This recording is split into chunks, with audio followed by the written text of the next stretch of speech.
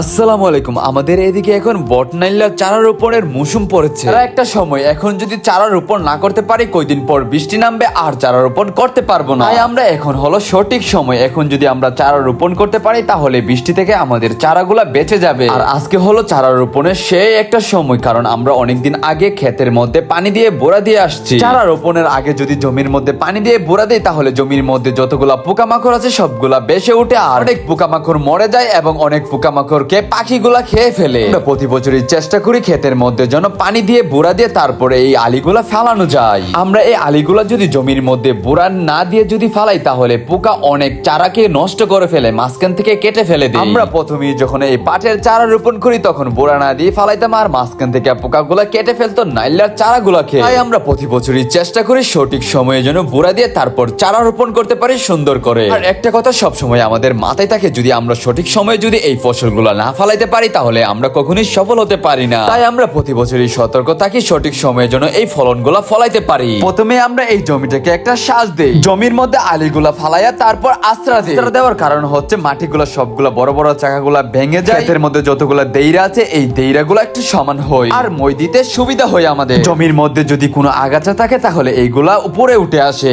তাই আমরা সব সময় আলিগুলা ফালাইয়া আশ্রা দেই, এরপর মই দিয়ে থাকি। ক্ষেত হয়ে যায় সমান। এখন আমাদের মই দেওয়া টোটালি শেষ হয়ে গেছে। দেখছেন কতটা সমান হয়েছে আমাদের ক্ষেত।